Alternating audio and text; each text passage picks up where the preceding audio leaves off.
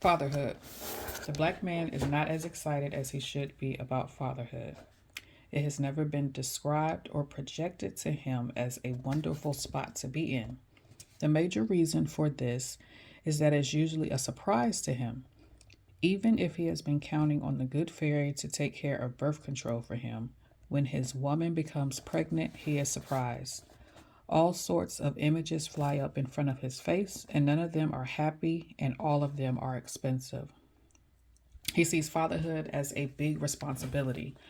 Certainly, many black men dream of having a son and experience a twinge of temporary disappointment when they sire a daughter. This quickly fades, and other than their apprehension and wondering about how they will protect her, they love their sons and daughters equally.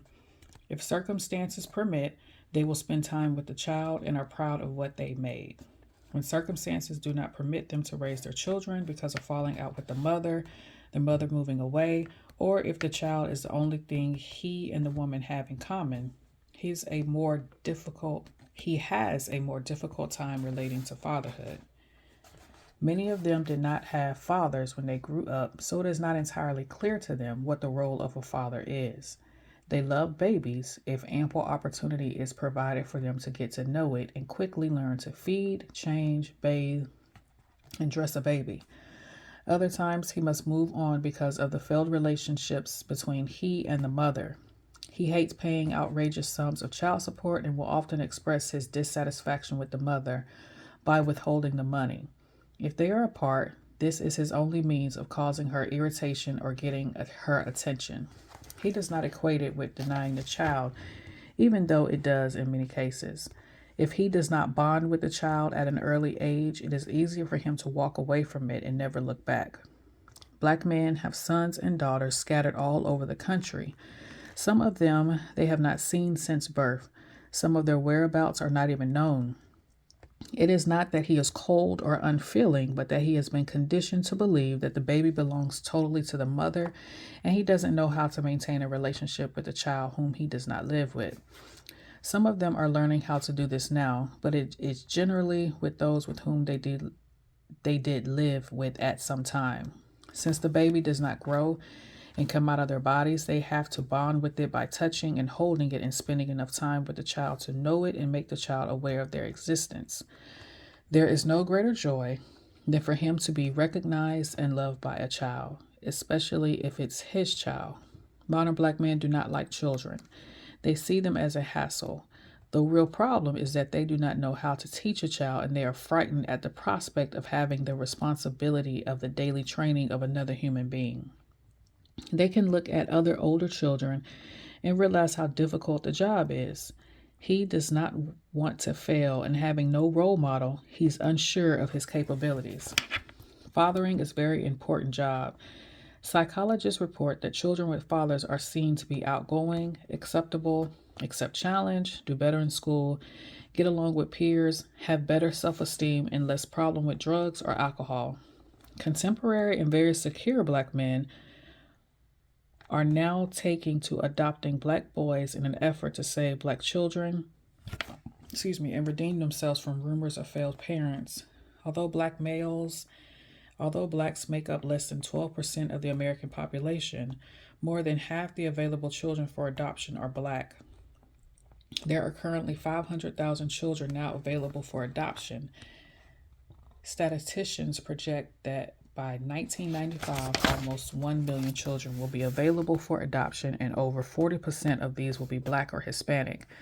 Adoption agencies report that 95% of the black families who apply for adoption through the standard systems are turned down. The main reason they are turned down by the federal or state agency is one, their mutual refusal or inability to pay the fees, often between $9,000 to $25,000 cash, for medical expenses, foster care, and administrative costs. Or two, they do not have a Christian home. Having a Christian home is of paramount importance to governmental agencies to ensure that the black baby will be taught the same information as its ancestral slave relatives. The agencies say white children are often placed within 10 days. Transracial adoptions are becoming popular because the government says there are few too black qualified adults to absorb the high number of black babies and children waiting to be adopted. Their false premise is that it's better for a black child to grow up in a white home than to rot in foster care. Both are horrible choices for the survival of the black nation. Black men, politicians have not addressed this crisis of abandoned black babies.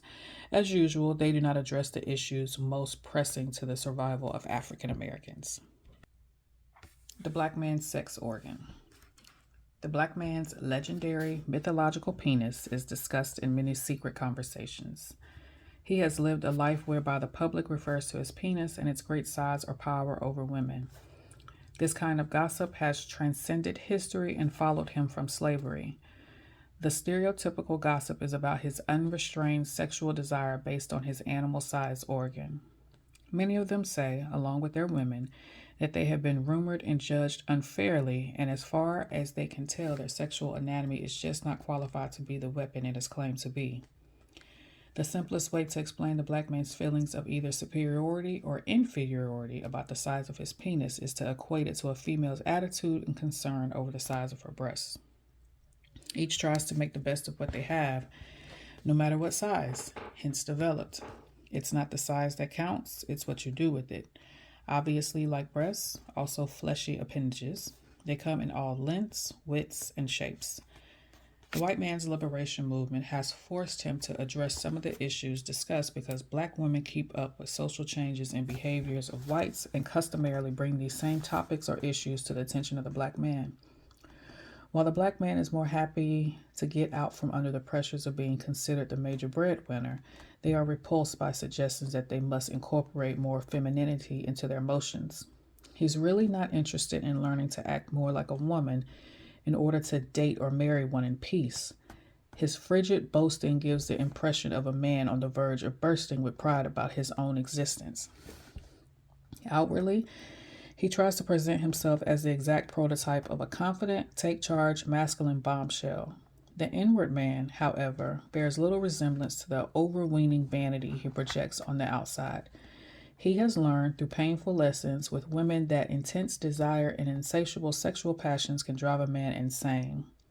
He does not know his own mind, yet he wants in a woman or what type of woman to pursue.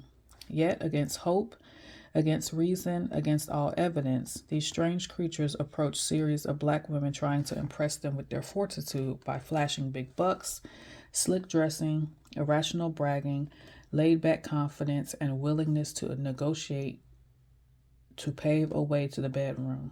And in all of these matters, he is slow, halting, wobbly, unsure of himself, and pathetically aware of his own weaknesses, which he tries harder and harder to conceal. His relationship with women camouflage his crisis of despair, utter misery, and often continued loneliness, even when he has a woman, because he can never really be honest by introducing his real personality. Being with several women or trying to go with several at a time represents another one of his vain, mysterious ways to seek out the purpose of his real life. He is so helplessly attracted to beautiful women. When the black man admires a woman on the street, he will whistle, yelp, or hoot out a yell. This may be, "Hey baby," or "Hey mama, you sure look good," or "Hey miss lady," or "You sure is fine," or "Got," or "Shh," or some other catchy phrase to get the black woman's attention. If she smiles kindly and keeps walking, he will usually just go back onto whatever he was doing. If she makes a mean face or ignores him, he may have a negative reaction from being rejected when he thought he was paying the woman a compliment. When this happens, he might yell out a curse word or tell her, "Oh, you can't speak," or "You ain't fine anyway," or "Well, go ahead on, B," or "F you then," or some other hostile remark to either embarrass the woman, put her down, or show off in front of his friends. Sometimes a black man who is raggedy, nasty looking, or using crude language to approach a woman will be ignored. It's always amazing to black women that some of the most vile-looking men will attempt to hit on her or get the attention of a very attractive, sophisticated-looking lady. Black women think that he must know that he doesn't have a snowball chance in hell of getting an upgrade woman's attention for anything. But this tells something about the ever-present ego of black men. They don't care how they're dressed, how they talk, or what they look like. They expect a pretty woman to respond to them. Some get so frustrated that they follow the woman down the street, still yelling unsavory remarks at her to try to embarrass her or having the nerve to ignore him. The black man, even though with honorable intentions, who whistle at a woman don't know that whistling is a habit derived from savage male animals who make burly noises to attract a female animal. They use vocal signals to express their interest in a female. Baboons using lip-smacking sounds to attract their mates, just like black men who smack their lips or make hissing sounds to flirt with a woman. Some of them stick out their tongues as a way to insinuate an idea of what's on their mind. Sticking out the tongue is never a decent facial motion in any society. It is done to resemble an erect penis. It is also used by some animals to their opponents to signify hostility or aggression. So all that sticking out the tongue or running the tongue around the lips is not a good way to attract someone. Most black women think that this means that a man is hinting that he wants to have oral sex with her, and this is the way he offers it. Saying hello or goodbye has taken on a new language. Many of the brothers now use what they think is a peace sign. They raise the forefinger and the middle finger in a V sign and say peace. This sign was originally used in Old England as an insult to imply a double penis or phallic symbol. Further back, it was used to signal the horns of the devil. Its meaning changed when Nixon used it in the 60s, and the Vietnam War protesters picked it up to mean peace as opposed to war. The necktie the black man so proudly wears when he dresses up or has a high-powered job in an office or corporate world was originally designed by the French court in 17th century Europe. It was a badge of social elevation, phallic in design, and implied a psychosexual power of conformity among white males. In more civilized societies, the men wear bow ties of draping shawls to keep from participating in this masculine tradition of dressing up. Black men over the years have become obese, both from eating more junk food and from eating better foods more often as a result of having money to do so. Those who work insist on eating 3 meals a day: breakfast, lunch, and dinner, because Americans have been raised to believe in those 3 meals as a complete diet, and the only way to be nourished properly. In the Middle Ages, the Europeans ate only 2 meals a day. By the 17th century, they had moved to 3 meals per day, attached to the 3 parts of the Trinity: the Father, the Son, and the Holy Ghost. In ancient African cultures, the black man ate 1 good meal per day, with possibly fruit added during day or late night. On the birth of a baby, if the black man is the proud father, he will pass out cigars to announce the new addition to his family. Passing out cigars is not a black man's custom throughout the earth. It is a pagan activity suggesting a burnt offering for the father's part in the birth. It is also a phallic symbol to brag about what he used to make the new baby. Europeans have always used phallic symbols to brag on their superiority. The Washington Monument in D.C. is suggestive of a phallic symbol because George Washington was their first president and therefore was very powerful in what he did. Although kissing is enjoyed by many black men and they have perfected it to an art, kissing actually is a method of personal familiarity started by the Romans in Rome. Other non-white peoples usually tuck cheeks or rub noses or hugged as a way to express love for their mates. Even today, though, some black men do not like to kiss, and many others have never learned the knack of it. Being romantic as representing good love or high desire is also a term picked up from Rome. The Romans used this word to express their particular kind of love expression most exemplified during their orgies. The point here is that black men practice a lot of traditions and follow a lot of standards and practices which they do not know the origin of. The black man has not taken it upon himself to find out what his own ancient traditions are so that he can announce them and adopt them in a modified way of some sort in here in America. When researching many of the practices, they are not acceptable habits to them. One finds that they are not from the black man's culture, nor representative of his ideas. The black man's relationship with his mother is an interesting one. He is often torn between his love and hate for her. He loves her because she fed and clothed him, looked out for him, and did the best to raise him. He hates her because she restrained him, rebuffed him, tried to turn him into a daughter, and did not provide him with a father. He has been taught all his life to honor his mother, and he loves her in the best way he knows how. He tolerates her and tries to get her to understand his points of view. He fakes respect for her ideals even if she has learned that she is a way off base in her recommendations to him. If he was taught against his father as a child, he now understands from living with his mother some of the reasons his father probably left her. and that his father may not be so bad after all. At least he's a man. In most cases, he does not know that his mother loves him and is proud of his maleness. Every mother wants to love and admire her son. His bond with her is a special one if they get along. If they do not get along, he is plagued with unsuccessful relationships with women throughout his life because his first introduction to femalehood ended in emotional tragedy. The black man's relationship with his daughter is one of protection, futile protection, because he knows deep within him that there is nothing he can do to prevent her from becoming interested in boys and ultimately having sex with them. He is ill-equipped to deal with her growing rebellion as she ages and usually pulls back, lets her have her way. He feels almost as powerless to direct his daughter as he feels in trying to direct her mother. If he is close to his daughter, he enjoys the relationship of being the daddy to a baby girl, totally dependent upon him and impressed with his abilities. The girl baby gives many black men the only unabridged female acceptance they ever know. His little girl wants to please him, and he works hard to please her. While he may look forward to his son growing up and being able to respond physically to some of their joint activities, he is saddened when his baby girl grows up and they lose their commonality as she draws away from him to explore the world of women. A world he wishes he could prevent her from entering because he knows what's going to happen. It has not occurred to him that he could design an alternate plan to the current process of raising girls. He doesn't know how to replace the old plan with a more controlled and moral one because he is doubtful that he could convince her mother to cooperate. He avoids confrontation with women over his idea on homemaking or child rearing as opposed to hers. He is afraid of being rejected and he is scared of being put on punishment of some sort for rocking the boat. So he pulls back, washes his hands of the whole matter, and lets his woman, the girl's mother, do her job. The outrage he feels when his daughter is violated is unexplainable. He is torn between his emotional love connection to her and his need to protect her for as long as he can, and knowledge of his own memories of what he used to do with females when he was young. So to condemn her completely requires that he condemns his own self and his own corrupt morals.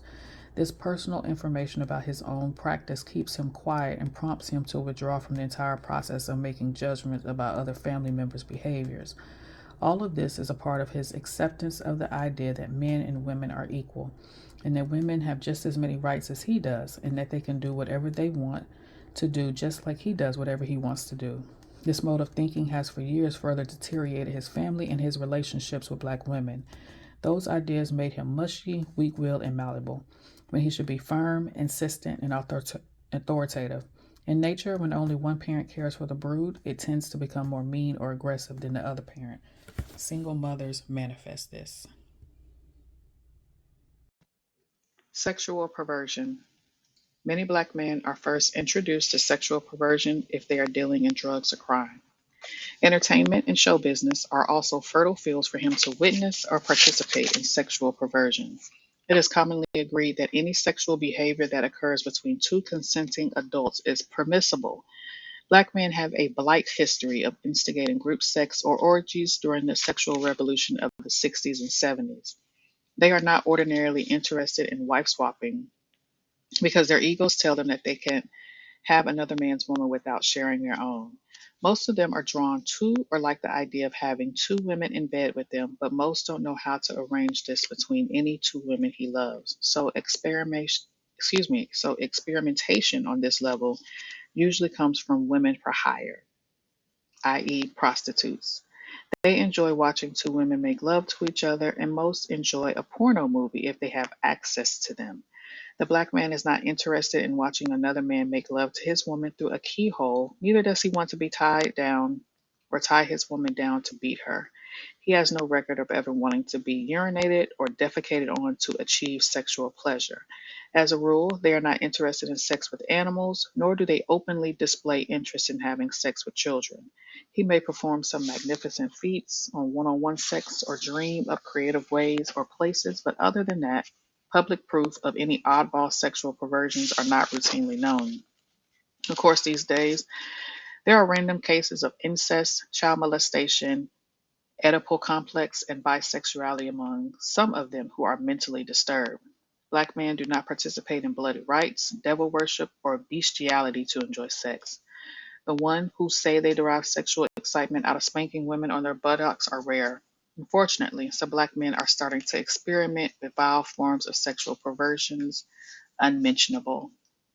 Homosexuality among black men, the gay way. Interviews and evaluations done with homosexual black men reveal some startling information. Overall, gay black men say they become homosexual as a result of confusing sexual orientation and unsuccessful relationships with other females when they were young.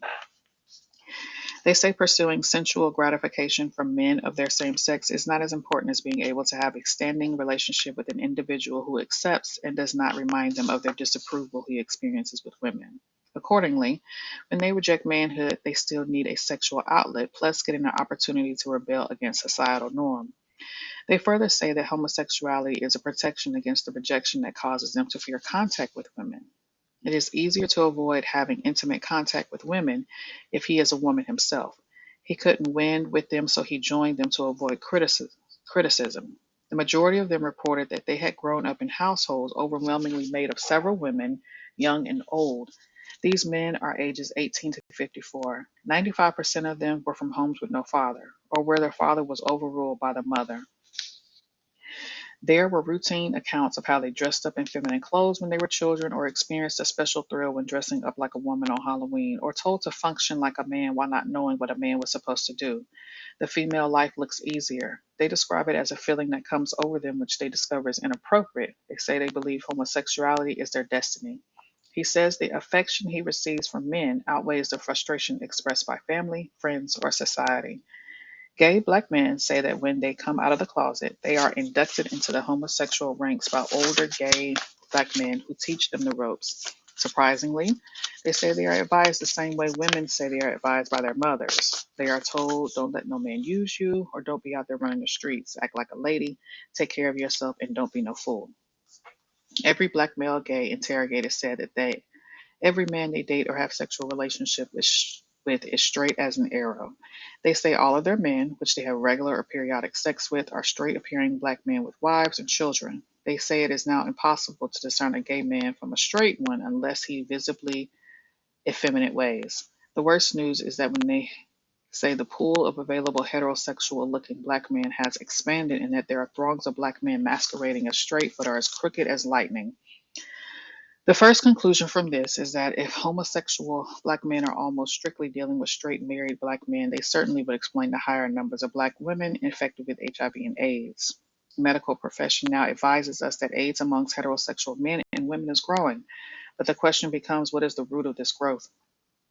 If hordes of black men are sneaking around and having illicit sex with homos without being recognized in the community, their mates are at an unfair disadvantage because of this lack of knowledge. In plain view, in major cities, gay black men are picked up by other black men dressed in suits and ties. There is daily proof that this is actually happening, that an inordinate number of black men are moving towards bisexuality. Gays say to watch out for black men who are overzealous in expressing their hate or disdain for homosexuals. They say homosexual hate is not proof that a black man is not bisexual. Excuse me. Gays say to watch out for black men who are overzealous in expressing their hate or disdain for homosexuals. They say homosexual hate is not proof that a black man is not bisexual, and they protest loudly to cover their tracks, even if they swear on a stack of Bibles. These black men are what they call in the closet homophobic. No interviews are available from this invisible population, but they exist according to reports and eyewitness accounts. Social scientists have become more liberal in their conclusions and now tout that homosexuality is biological, physical. They say it depends on the genes, the chromosomes, and hormonal makeup of each individual as to whether or not they will have gay tendencies. By making this an explainable or justifiable option, they ignore the illegal, moral, and ethic violations inherent in the gay lifestyle that for the black man represents a death style and a further reduction of available black men. When inquiries were made as to why a gay black man would be appealing to a straight black man, they responded, because I treat them like a man, or because I'm a good woman to him, or don't nobody know what a man does behind closed doors, or because I'm nice to him. They say movies depict them as promiscuous and weird, but they say they only want to settle down on a regular, stable relationship like everyone else. But the complications of their gender transformation makes this difficult.